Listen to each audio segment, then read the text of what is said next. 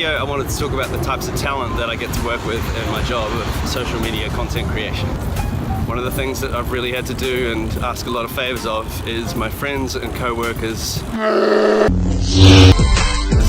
and even family to basically appear in the content that I've created. Generally the turnaround times are so tight that I don't really have the scope to hire or get talent.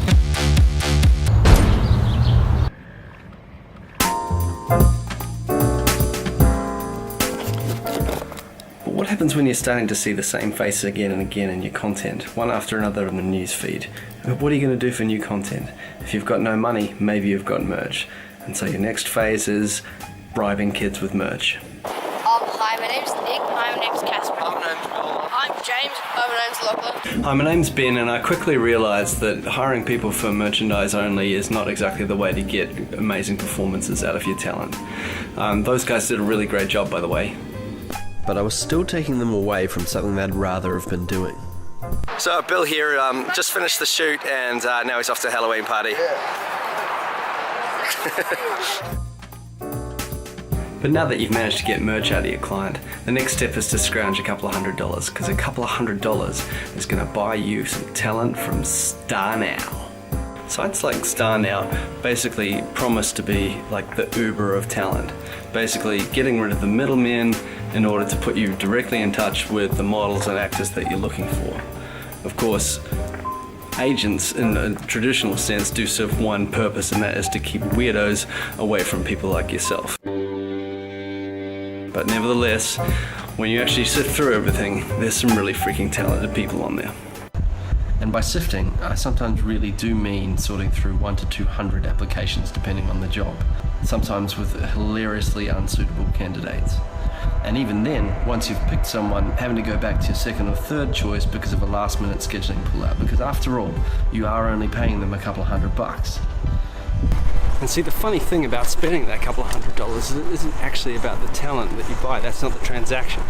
The actual transaction is that sense of professionalism, the sense that everyone's there to do a job and do it well. And that way, when you're asking people to do kind of crazy things, you're going to get a much better outcome and perhaps a smidgen more enthusiasm. Hey guys, this is on shoot for Gatorade. Woo.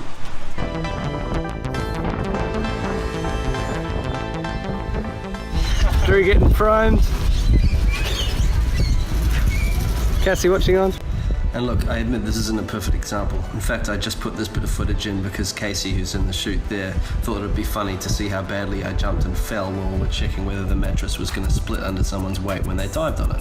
Which is about as safe as you can make a stunt on this sort of budget. The point is, if you're going to make a guy get his kit off and then dive around on a crowded beach on a 38-degree day, it's nice to be able to pay them something for it at the end of it.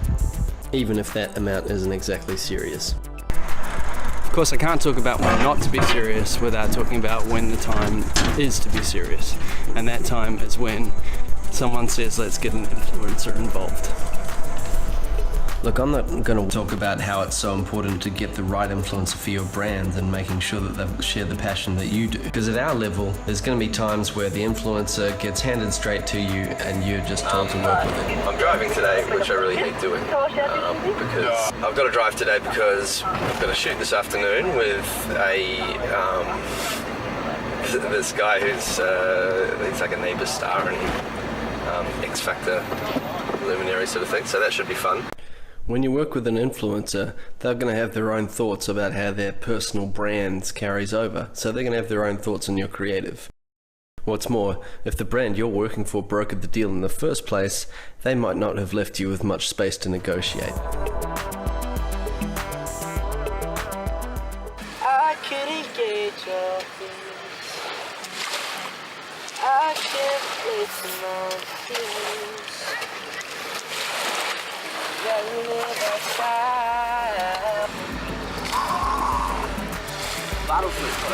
That's sick, dude. You're really taking this sponsorship seriously. Yeah.